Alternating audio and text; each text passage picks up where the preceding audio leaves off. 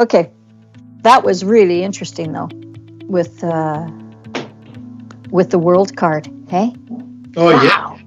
I mean, the tarot cards are there, but the Sinclairs invented the tarot cards. They put it in the cathedral. Everyone's ignored it, and the cathedral is tarot. Exactly. I mean, Yeah. Whew.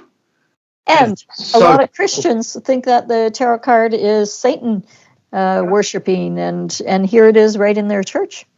Yeah. Yeah. And it has been for hundreds of years. Are we recording? Yes, we are. Are we? Did you want to have that included? If you like. Okay. I think it's actually an interesting point, though, right? Because there it is right in front of everyone, again, for hundreds of years. Yeah. Yeah. Yeah. Well, fleur-de-lis being flowers Mm-hmm. is just fantastic. So the tarot card's right there, and it's been there for 800 years. Yeah. Okay, so at 41 minutes 45 and 42:14, Q turned up 3 times on that day, Saturday, 25th November 2023, once in the Peterborough Mall and twice in Tetbury, the Cotswolds, as the only shop we could see from lunch at the Snooty Fox. In this shop, Q was on the window, and the painting behind it said Q, so we had Q 3 times. So we're talking about trinities today. There's a lot of trinity coming out. So Q equals Osiris, as in Osiris rising, which is shown by that. That's the symbol for Osiris rising. And when I was in Wilson Chapel, 15th of June 2023, David presented, and it was just absolutely brilliant. Everyone was just leaning in, listening. He spoke for like an hour and a half. It's just fantastic. And then I showed this royal mark and another royal mark, and the guy went like this. The greatly high up, nice Templar went like this. Wow. Then at Peterborough Cathedral, there were 3 Chinese Qigong, Qigong dancers in tie-dyed white down to blue costumes representing the joining of heaven and earth. And that was also the name of their dance. This was completed with the 3 clacking red fans. Mm-hmm. It made a lot of noise, actually. Those fans and them stomping. Yeah. It was. Yeah. It would echo throughout. In the Peterborough Cathedral chancery between Canon 11 and Canon 13, there was the Violin Edge. Canon 13 shows Venus, which represents the goddess, pointing to the star next to the rose, as in the rose line is the star. This pointed back to Canon 11, which had the 5-pointed Star of David, then the Masonic compass G, which means generative principle. That's why you've got the G and these radiating lights coming out behind it, right? And we're talking about antediluvian knowledge. Sorry, can you repeat that? Because it was cutting out again. We're talking about the G with radiating out behind the G, light radiating out. It means generative, as in this is generative knowledge. So if you've got this bit of knowledge, you can get a lot of other bits of knowledge. And this knowledge that I'm talking about now is the antediluvian knowledge, the pre-flood knowledge, right? So 3,147 BC, before that. So Canon 13 shows Venus, which represents the goddess, pointing to the star next to the rose, as in the rose line is the star. This pointed back to Canon 11, which had the 5-pointed Star of David, then the Masonic compass with G for generative principle, which is antediluvian knowledge, then the 7-pointed star to represent the 7 traditional planets. This also alludes to Mont Saint Michel, which is, I went there, and the whole island and cathedral and the supporting structure is basically a carved rocket ship, and the cathedral is a bay to put a rocket in. It's called a high bay. Right? And where is this? This is on an island off Normandy. Really? Yeah. It's twinned with St. Michael's Mount. It used to be owned by the same people. But it was also built by King David's ancestors. This is exemplified by Roslyn Chapel, which was built for King David to decipher. I went with King David to Roslyn Chapel, bought his ticket in, Hmm. kept the receipt, and he deciphered Roslyn You Chapel. will never let him forget that either. We hear it in every video. He bought that ticket. No. It's just a privilege, to actually be there on the day. Yeah, It's happening, to see it happening. sure. Okay. So it was his first time there in Roslyn Chapel, yeah? And he revealed the sculptures on the wall, matched the markings on the wall, and this immediately became the pattern of the Schumann residence. Yeah. So the Schumann residence blew up at 3 p.m. just when he was deciphering it, and the pattern on the Schumann residence is the same as the pattern marked on the wall and in the sculptures, which are about head height. It's fantastic. So this was 15th of June 2023, the hottest day in Scotland. Some would call it Magna Carta Day, but Magna Carta never existed.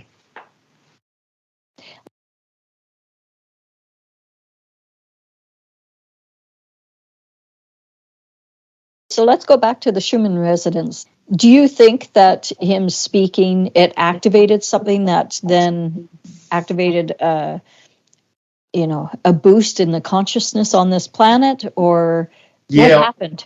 Well, I think it was something that was due to happen, and it happened. And like everyone in the cathedral was just craning in to hear as much as they could, Mm-hmm. And so it was a real thing, it was real. Yeah. Raw power, time, moment. Energy. Yeah. It was, and it had been like the Roslyn Chapel had been built in the 1400s for this particular occasion, right? And he just goes in and does it. So that's what 600 years later. Yeah, that's pretty exciting. Yeah, it was. It was a great moment. So. So King David met with me, accompanied me, returned the 2 rings to Roslyn Chapel as per the Lord of the Rings. Right. The markings on his ring matched the markings on the floor under the cathedral in Peterborough Cathedral, where I stood and read from the passages marked out in the Bible for that day and for the scenario. So we were there on the right day, Bible was open, and the scenario was actually happening in real time. So Bilbo Baggins, Gandalf, and Theoden King represent the psyche of the same living man on this journey. Theoden King was around 6 foot with a goatee in his 60s. Looks like you. So Greg Hallett, right? Now, David is the psyche of King Aragorn, Legolas, Prince of the Woodland Realm, a representation of the Prince of Light, which is one of his titles, the Shining One, the Elohim. From Elohim comes Elf, Elohim, E-L-O-H, him, comes Elf, E-L-F, and Elrond, E-L-R-O-N-D. Lord of Rivendell, a half-elf, a.k.a. Sindarin, which means Stardome. And also Samwise Gamgee, Frodo Baggins, nephew of Bilbo Baggins. So what's happened in Lord of the Rings is they've got all these psyches. You've got one person and they've identified all of their psyches, and they've created characters out of their psyches in different stages of their life. So in reverse, Frodo Baggins and Samwise Gamgee work together and become Elrond, Lord of Rivendell, and become Prince of the Woodland Realm, Legolas, and then King Aragorn, right? King Aragorn has the ring of Barahir, which proves he's the true king of the king's line. It's a representation of Ouroboros. It's got 2 snakes, right? Like Ouroboros is 2 snakes following around the sun. The 2 snakes continually chasing each other around the sun, trying to swallow each other's tail. And this is how Isis communicates with us, as in the is in Israel, right? So J.R.R. Tolkien was an historian for the Sinclair and Plantagenet families. He wrote an analogy of the prophecies of the true bloodline and called it the Lord of the Rings. It's tying in, isn't it? I know. Yeah, the 2 rings. Yeah. So all Rex Deus families are ring lords and possess family rings. Catherine of Aragon was the first wife of Henry VIII and became Queen Catherine of England, 1509 to 33, and is buried adjacent to the Chancellery in Peterborough Cathedral. Aragorn becomes King of Aragon, 1035 to 63, who is Romero, great-great-grandfather of William the Conqueror. The blending of fiction into reality is affirmed in this royal burial of Catherine of Aragon in Peterborough Cathedral with King Aragon. Right? King Aragon. King Aragon, Lord of the Rings. So Right. there's a real King Aragon. There's a real Queen Catherine of Aragon who becomes Queen of England, and then there's a King Aragon in Lord of the Rings. Yeah, with the same ring, Right. with the same floor pattern, with the same ceiling pattern, with the same sculptures on the dais. It's just on and on. Whew. So. This is partially filled when we returned the rings to Roslyn Chapel on 15 June 2023. I just bought the tickets, watched and listened in awe, although I did enter with 2 royal marks. The 6-pointed star is the Star of Solomon. The 5-pointed star is the Star of David. These are on David's 2 rings. Joseph Gregory Hallett myself went to Peterborough Cathedral, went into the chancellery and stood on the cathedral and read the passages in the Bible where it was open and marked by a black ribbon. The tiles underneath the cathedral and throughout the chancellery were of the same pattern as on King David's rings, a square surrounded by a square with a square on each corner. This can be interpreted as continuing the return of the rings. This pattern was also, as in Lord of the Rings and as in Roslyn Chapel, in real life. So the fantasy and reality and the movie intertwined. Is so intertwined. This pattern was also the same pattern on the wall of the Lord of the Rings in the chapter of the film about the Tomb of the Kings. It had his rings on it. Film 1 is the Lord of the Rings, the Fellowship of the Rings. Film 2 is the Two Towers. And David and myself at least partly represent the Two Towers. The 3rd film is The Return of the King. How tall is David? Huh? How tall is David, King David? 6'9". Oh, wow. Yeah. Because I was thinking you're fairly tall as well. Yeah, I'm around 6 It would foot. be the Two Towers. If you see a photo of the two of us together, it's like I look like a hobbit. Well, 6'9". He's actually Strider, which becomes King Aragon, and he's known as Strider for his long stride. Wow. Yeah. So, which is true to real life, and the physical description of him, which I'm going to come to, and the physical description of me are just so incredibly spot on. Accurate. Yeah, both in the Lord of the Rings and in the Bible. Wow. It's just like taking a photograph.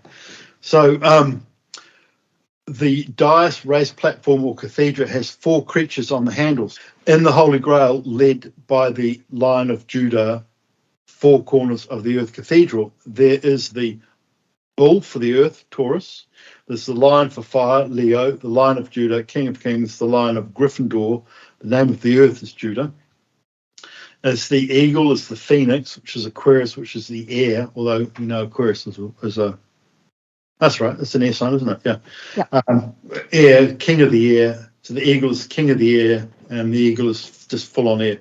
And then it's the angel, which is Aquarius, water bearer, and the creator's well, which is homophonous with the creator's will. The lion and eagle combined are the phoenix, the griffin. Stately houses always have griffins in anticipation of the return of the King of Kings, which is David, and pays homage to the rose line. The 4 elements make up the ether, the 5th element. The whole thing is a representation of the world card in the tarot deck, which you can hold up again if you want.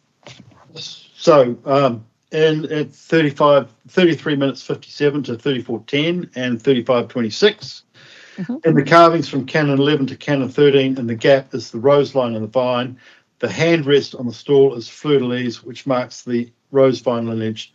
And on this is the grapevine as well. The grapevine's clearly there.